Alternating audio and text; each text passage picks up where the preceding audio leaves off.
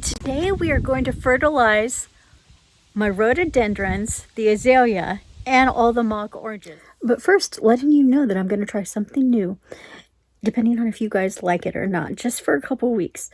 I'm going to start putting a video out 2 times a week, but for a shorter amount of time, for like 5 to 7 minutes instead of once a week. Like a 10 to 15 minute video, it's going to be like twice a week, like a 5 to 7 minute video. Let me know in the comments if you like that idea, or if you like how I've been doing it, a 10 to 15 minute video on Saturday. So here's the holly tone.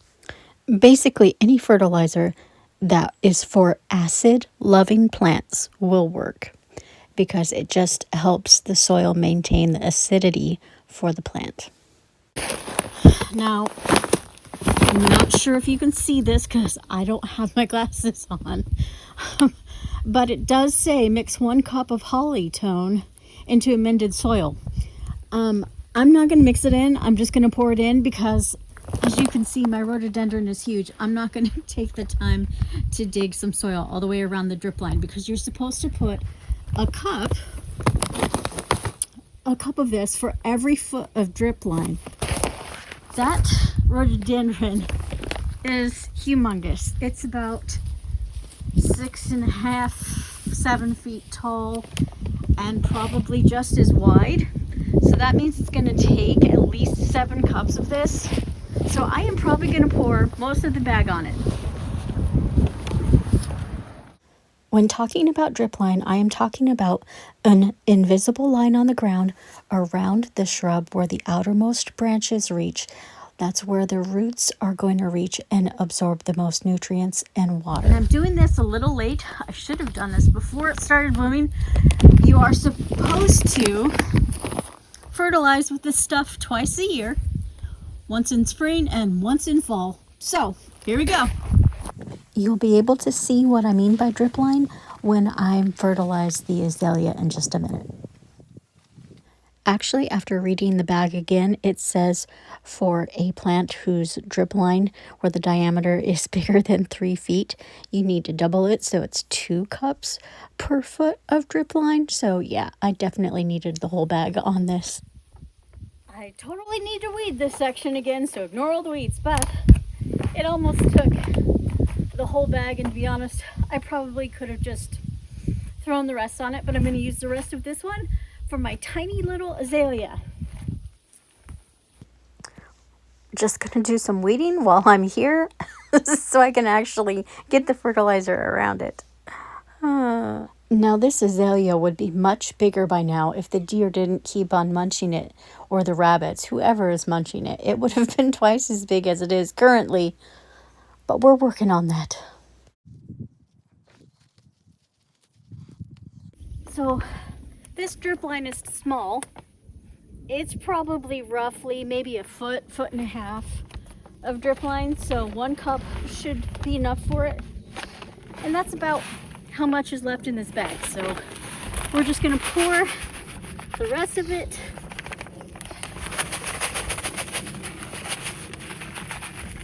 around the drip line.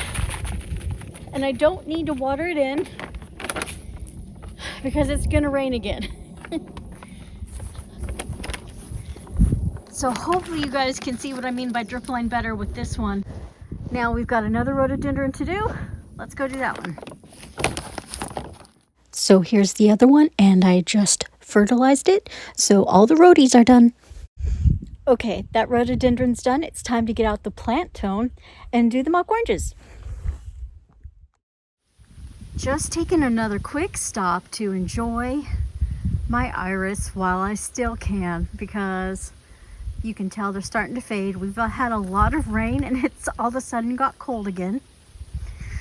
But I'm enjoying them so much this year. They've got so many blooms. You can kind of see that little mock orange peeking out amongst the huge, big blackberry briar shrubbery. We're not going to fertilize this one. My husband needs to take the tractor and get rid of as much of those blackberry roots as possible even if it hurts a little bit of the mock orange shrub, because we've got to get it out of there. It's a monstrosity. So we're not fertilizing this mock orange today. Here's the plant tone, and it says the same thing as the holly tone, 1 cup per foot of drip line around the plant. I will write down in my description why I like using espoma tone fertilizers, and try to remember to link the site with their page that has the plant food finder. It tells you exactly what type of tone to use with which plant. And I thought I recorded myself pouring the plant tone around the mock orange, but I guess I didn't.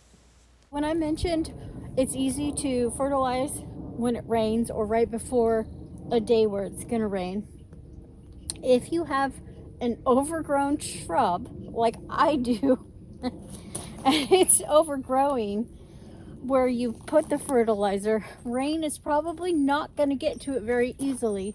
So go ahead and water that in so the fertilizer can get down to it. This fertilizer is a slow release fertilizer anyway. It's not all going to immediately get into the plant, but it just helps it work into the soil. That's it for today, folks. Thanks for coming. I hope you enjoyed it. And until next time, feed the pollinators for me.